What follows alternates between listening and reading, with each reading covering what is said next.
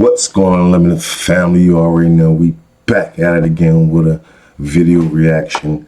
Make sure y'all go check in and check out that What's in the Tub Tuesday that I just dropped. Definitely check that thing out. Anyway, we back over at it with these video reactions. Teen executed his family over sleepover with girlfriend, so we definitely gonna check this out and see what this hit for. Hey man, I tried uploading that Jones Bones fight, man. At least the last quarter, you know, I got hit with the copyright, just like I tried to do to Mike Tyson, man, and they hit me up. So I definitely try. I'm gonna try a little later with that, but yeah, let's get back at this video, man. Check it out. You'll also see no physical evidence tying Raymond Childs III to those weapons. No fingerprints, no DNA. He shot his brother once in the back of the head as he was watching television. Next to Elijah in bed was Elijah's girlfriend, Kiara Hawkins. The defendant shot her once through her right ear. A teenager killed nearly his entire family, all because he left home without permission. An Indiana jury has just convicted now 21-year-old Raymond Childs III of murdering 6 people, including a pregnant woman who was nearly due to give birth amid what prosecutors allege was an argument that turned deadly. We're going to sit down with criminal defense attorney Bob Bianchi to get... So it started over with he wasn't allowed to leave home. He left home. Get to the bottom of this case and look ahead to the sentencing. Welcome to Sidebar, presented by Law and Crime. I'm Jesse Weber. A jury deliberated for just about 3 hours before convicting 21-year-old Indiana man Raymond Childs III of 6 counts of murder and the brutal slaying of his own family members. And his conviction came months after a judge declared a mistrial the first time around after a witness in his first trial verbally confronted him in front of the jury. So the 21-year-old, he was arrested a day after this horrific crime back in January of 2021, where he fatally shot his father, Raymond Childs Jr., his stepmother, Kezi, the couple's daughter, Rita, son, Elijah, and Elijah's 19-year-old girlfriend, Kiara Hawkins, who was pregnant. She was just about to give birth. Now, there was one lone survivor of this absolutely heinous attack, and that was Childs' 15-year-old brother, who in court documents is referenced only by the initials XC. He was shot, but he was able to flee the house and escape the gunfire. Now, according to the probable cause affidavit obtained by Law and Crime, XC told police what happened when he was rushed to the hospital. When XC was asked who shot him, he stated Raymond Ronald Lee Childs III. And it actually gets more heartbreaking from there, because when he's asked about his parents, this is what he says. When medical staff spoke with XC about locating his parents so that they could provide further medical care, XC stated, "He shot them. I think they're dead." And XC was just 15 years old. But he's not only just a lone survivor of this attack, but he is a key witness who provided firsthand information to police and prosecutors about the brutality that had occurred. We'll get back to that in a second, but I have to address what's the lingering question here. I'm sure all of you have. Why? What could have possibly led Childs to literally execute almost his entire family? Apparently, it was due to a spat over whether he could stay the night at his girlfriend's home. Yeah, Childs actually left his family's home without permission to stay at his... So this all started because he didn't get permission to leave home to spend the night with his girlfriend. So he killed all 5 family members, plus his brother's pregnant girlfriend that was about to give birth anytime. His girlfriend's house, and according to the probable cause affidavit, it reads, JD, this is Childs' girlfriend, stated that on January 23rd, 2021, Childs III came over to her house to spend the night. While he was there, he got a phone call from his dad telling him to come home. JD stated that sometime between 2 a.m. and 3 a.m. in the morning on January 24th, Childs III drove back over to the house in a white Chrysler. Childs III stated that his father had kicked him out. But we know that version of events is not true, because Childs had actually gone home to kill his family before coming back to his girlfriend's house.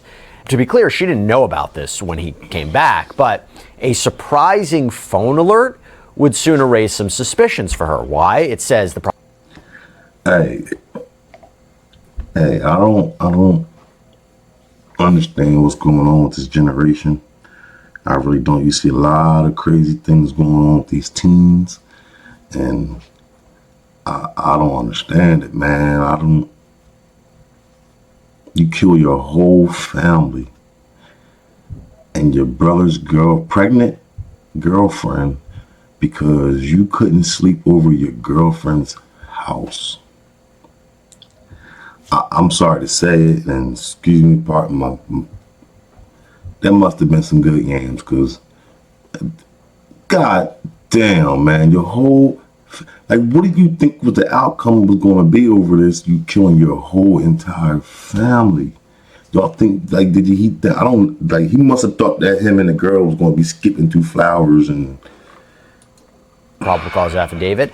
About 30 minutes after Childs III arrived back at JD's home, JD received an alert on her Citizens app that there had been a shooting on 36th Street. Soon after, there was another alert regarding a shooting on Adams Street, and this is where the family lived. JD asked Childs III if he knew anything about the shooting, and he said no. Now, if this isn't enough evidence so far that something terribly wrong had occurred, there's yet another suspicious situation that arises. This time, when JD drives Childs to a different residence in her Chevy Impala following the sleepover. Listen to this part of the affidavit about the evidence that Childs actually left behind, wrapped in a bundle of clothes. Quote, when they left, Childs III placed the clothes by his feet in JD's car. When they got to where Childs III wanted to go, he took the clothes with him. Shortly after JD pulled off, she hit the brakes and saw a magazine clip, meaning a firearm magazine clip, fly forward on the passenger's floorboard of her Impala. Detectives, they obtained a search warrant on the girlfriend's vehicle. They did indeed recover this magazine clip that you can see right there. And detectives then tracked down Childs, arrested him after taking him to their homicide office. Now, I had mentioned earlier that Childs' younger brother, 15-year-old XC, would prove to be a very vital witness. But a few days after this incident, detectives talked with him more at the hospital, and he told them the exact timeline of the shooting as he saw it from inside that home. Quote, XC told them that before the shooting, his father had asked him to put some water in a bottle, so he went to the bathroom to fill it. At that point, he heard 2 gunshots. His father got out of bed, ran to the stairs, and said, "What was that?" He then heard his sister RC say, "Raymond shot Elijah." Another gunshot went off, and he heard his dad say, "I'm sorry, Raymond, I love you." Wow. Now, XC was still inside the bathroom, makes his escape at this point, but Childs chases him outside. He even offered his older brother money to not kill him, promised he wouldn't say anything, but Childs shoots him in the leg, shoots him again in the arm. And XC was somehow able to make it into a neighbor's home until police arrived, and he was rushed to the hospital. He made a miraculous recovery despite being quite serious critical condition. And as for the firearm in this case, there were actually 2 that were used. Police were able to recover one in the basement of the family's home, and the other they were able to retrieve after they received a call from a person who actually picked up Childs after the murder. He apparently told police when Childs III got into the truck, he was armed with a Draco firearm that AV recognized as belonging to Raymond Childs Jr. AV told Childs III to give him the gun because AV had a permit to carry the firearm, and Childs III complied. This witness, known as AV, then handed that weapon over to police. And you can see it pictured there. Police were able to match some of the spent shell casings found at the scene to the weapon, and the other casings were matched to the 9mm handgun that was found in the basement. So with all that in mind, now we have a guilty verdict. I want to bring in a special guest to break all of this down. Criminal defense attorney, former prosecutor, friend of the show, Bob Bianchi. Bob, thank you so much for coming on. It's really, really good to see you. What are just your initial impressions and thoughts on a case like this? Hey, Jesse, thanks for having me on. Love the show, love the format, and of course, always love working with you. I think that when you get to be my age and you've been doing homicide work as a trial lawyer, both as an assistant prosecutor when I first started my career, now advancing some decades later and having done it on the defense side, the thing when I was reading this that struck me was the senselessness with the murder cases that we see today. And this one is probably about as senseless a murder case than I've ever either handled or reviewed. And what I mean by that is when I was in the homicide squad when I first started out, we would kind of like case compare, and we would say, oh, this case is really crazy, or this one's got some, something interesting element to it. I know that sounds kind of macabre, but this is what you do when you're handling murder after murder after murder. But the thing was, back then, what strikes me now is that there was always something where the motive made sense. You may not agree with it, but whether it was money or drugs or gang violence or infidelity, you could put your arms around the reason why the person did the thing that they did, despite how horrific. I handled one where they poured gasoline on a pregnant woman and lit her on fire. So the murder itself was horrible, but you understood the underpinnings of it. Today, when you see something like this, it just seems to me that there's a massive desensitization of individuals. There's no bar in terms of the conduct, and to me, it's almost like an automaticity. Dude gotta sit in jail. I don't know how much time they're gonna get yet, but he gotta sit in jail for whatever time they're gonna give him. And he got to sit there and sit on it the whole entire time, knowing he killed his entire family and his unborn nephew or niece. That's deep. That's, man, if you ain't, man, that's deep. It's like I'm angry and I'm going to lash out in as big a way as I can. Now, I think it's actually reflective of a social decay, a breakdown in the mores, if you will, of society, mental health issues that aren't being addressed. Because it's very difficult for me as a seasoned homicide prosecutor and defense lawyer to look at the calmness of this conduct. One of the things we look at as a homicide prosecutor, because we're worried about mental health. Like he's saying, it really had to be some mental health issues going on that nobody paid attention to or something. It had to be. Defenses coming in like passion provocation or something that minimizes it for murder and lowers it, maybe an insanity defense, is we look at goal-oriented behavior. And that's what psychologists will look at. What was occurring just before, obviously during, and after, to see whether or not the person was acting with purpose, with intention. And you see that throughout all this. There's purpose and there's intention. But the gravity and the response to the stimuli, if you will, that is his father telling Ken sleep with his girlfriend, created the unfathomable. So that was my initial impression. Sorry for the long thing, but you read something like this, and my big thing was, as a defense lawyer, I got to get this guy over to a psychologist as quickly as possible to see if I can establish a psychiatric defense. What struck me is these appeals to his emotion. His father saying, Raymond, I love you. His younger brother saying, please don't shoot me, don't kill me. I won't say anything. And he just continued through. It's such a chilling thing to think about anybody doing this to another human being, but doing this to your own family members, no mercy whatsoever. That's what really, is so chilling and sticks with me. I did want you to put on your prosecutor's hat for a second, because we talked about some of the evidence. What did you think were some of the strongest pieces of evidence that the prosecution had on him? Oh, well, I guess I can answer that by looking at it as a defense lawyer. Like, as a prosecutor, what I say to myself is, and it's kind of like backwards, like, what is the defense going to do? All right, how is the defense going to try to make an argument here? And so I'm evaluating it from both perspectives. When I was looking at this case, I was thinking to myself, where is the defense going to go with this case? And as a prosecutor, I think that there's very little that I would be concerned with, because I think when you ask what is the most significant piece of evidence, I don't think there's a particular piece of evidence, but I think it gets to something that you just talked about. The chilling nature of the reaction to such a low stimuli is something that I think is the most powerful concept for the prosecutor in the case. So it's very difficult I've had cases where the person was completely mentally incapacitated, had no idea what it was that they were doing. They've got a long history of psychiatric issues. They decompensate off their medications and basically could not form an intent to kill. Here, the intent to kill is so clear. His flight afterwards is so clear. The evidence against him, the statements by his own family members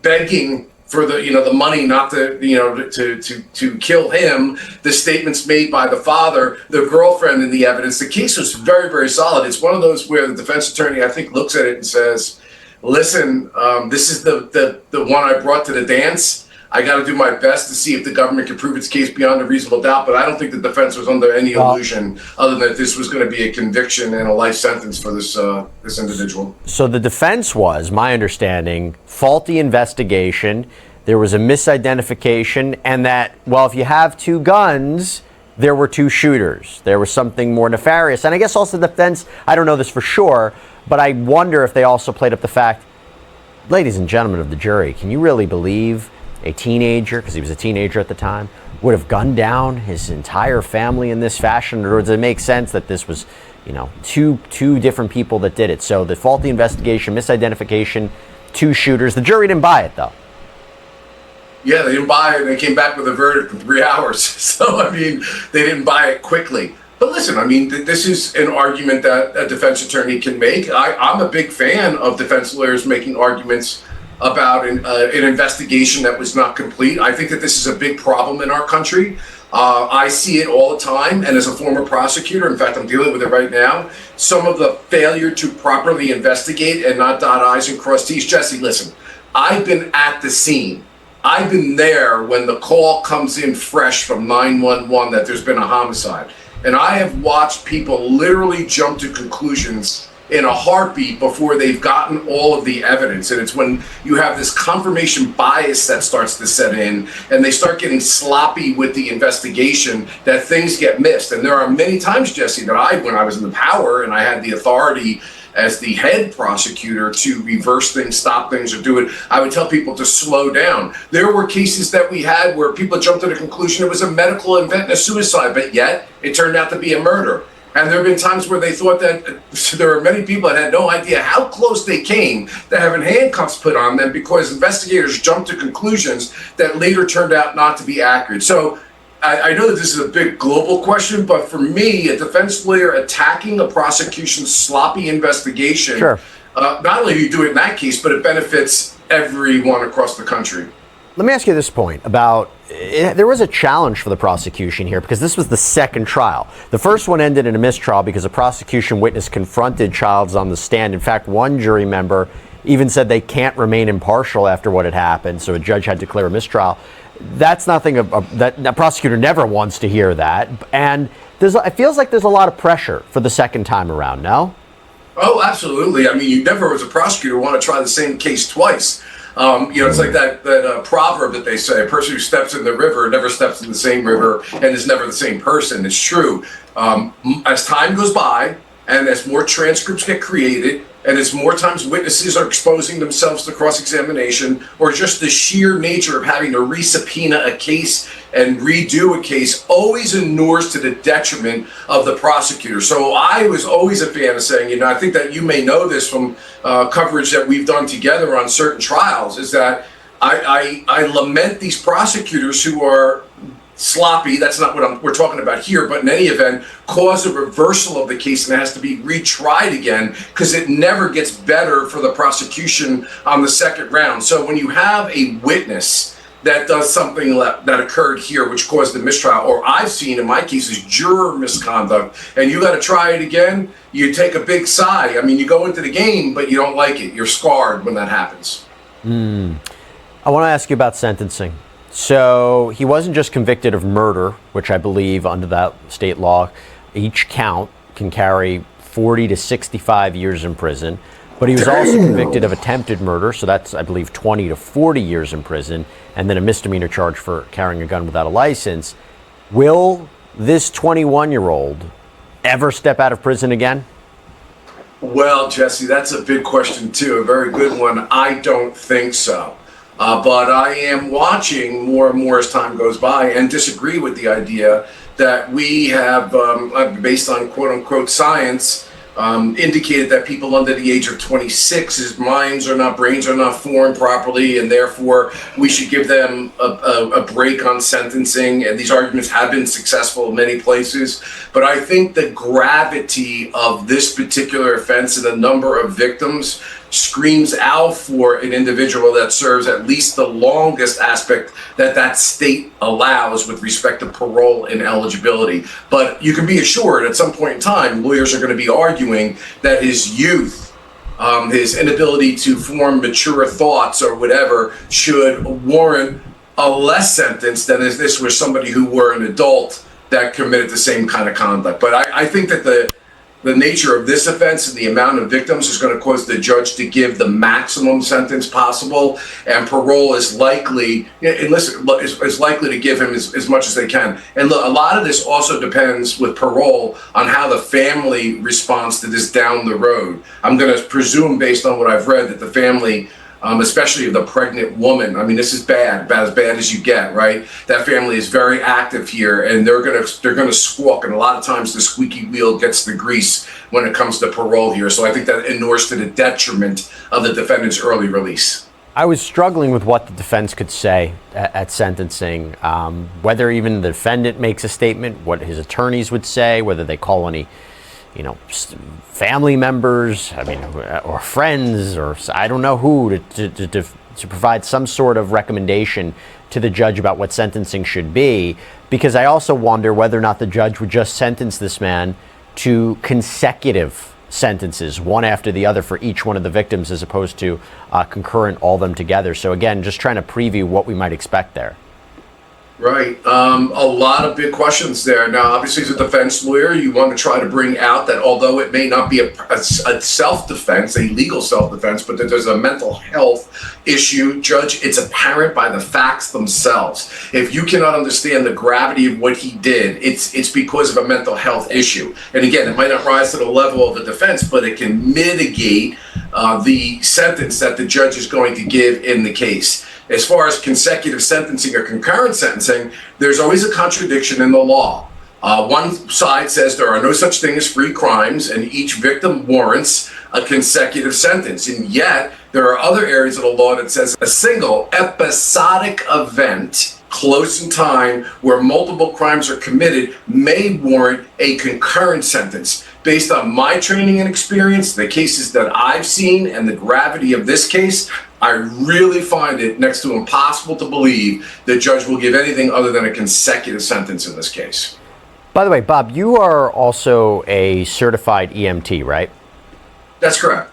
So, if convicted, he will never see the daylight again. And best believe he's going to be sitting in there. Now, if he got mental issues, then he probably don't even think about it, or if he, I don't know. But he got to sit in there for the rest of his life thinking about how he killed his whole entire family. His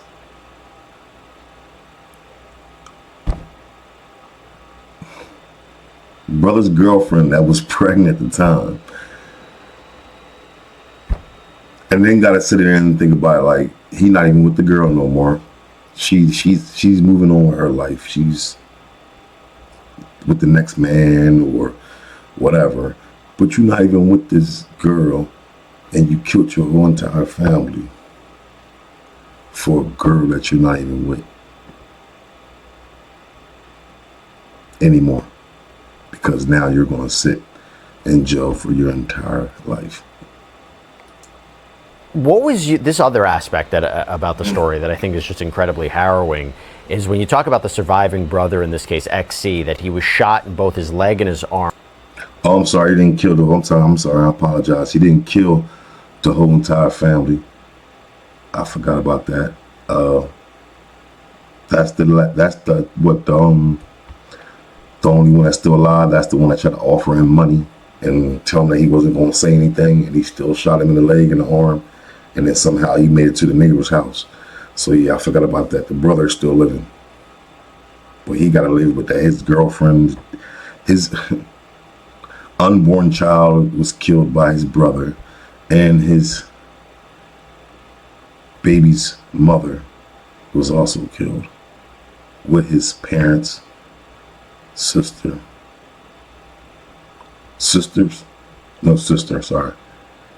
arm. Yet he's able to get up, go to the neighbor's home, manages to stay alive long enough to make it to a hospital, becomes a key witness in this case. Talk to me about how is that even possible? Jesse, it's a mystery. I've come on the scene of catastrophic shootings and things of that in my capacity as an emergency medical technician, where there are injuries to an individual that defy how this person is alive. And you marvel at it. And yet I've seen some situations in which a minor thing causes somebody to die. When we go out on the rig, we say this all the time, and the call comes in, you never really know until you get there what you're going to be looking at. And I look at it from the standpoint of the EMTs that had to respond to an event like this, because you have to understand there had to be a massive law enforcement response and a massive EMS response. And when that happens in a mass casualty incident like this, you're going to all these different people and doing the best to triage them. And if there's individuals that you think can be saved, sometimes you have to make really catastrophic decisions that will stick with you for your life, because you may leave somebody behind that's still alive, but you don't think that they're going to be saved by the time they get to the hospital, and choose the person who's most likely to be saved. I'm getting goosebumps talking about it. It's a situation we hate to be in. But in this particular case, from a legal point of view, we marvel at it, and prosecutors are thankful that that witness is there, because that witness is a key person to the case. And as an EMT, we look at it and say, wow, another guy who suffered a shooting and actually survived. And there's a lot more than you think. In the 30 years I've been doing EMS work, more people than you can imagine get involved in shootings and are saved now than there were a couple decades ago. That's a great thing. That's a great thing. I mean, honestly, it is just heartbreaking to think about what this, then 15-year-old had to go through, experience losing his whole family, having to survive that attack. His brother is the one who did it, and then have to testify about it, and then have to explain what happened. Look, it's a miracle he survived, but our hearts go out to him, and our hearts go out to the family members who lost these loved ones. Just such a sad case. And Raymond Childs III, he is scheduled to be sentenced on January 7th, so we'll see which way the judge goes. But Bob Bianchi, good to see you. Thank you so much for coming on. Appreciate you taking the time. Thank you, Jesse. My pleasure. All right, everybody, that's all we have. All right, Unlimited family, there you go. Breakdown team wasn't allowed to go over his girlfriend's house. He killed his whole entire family. Even his brother's girlfriend that was also pregnant, that was getting ready to give birth anytime. He didn't kill his brother. He shot him in the leg and the arm. He managed to escape to the neighbor's house to get help. Later on, he was the key witness. Will be the key witness. The first trial was a mistrial, so they're definitely going to be doing it. Let me know down in the comments, man, what you think, man. Do y'all think it was some mental issues going on with this? Or do y'all think something else was going on that we'll never find out because the family's dead? Definitely let me know.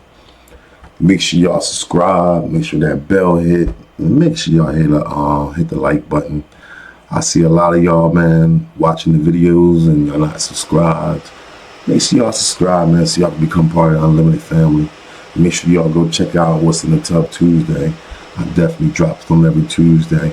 So, I definitely see y'all. Because we are out.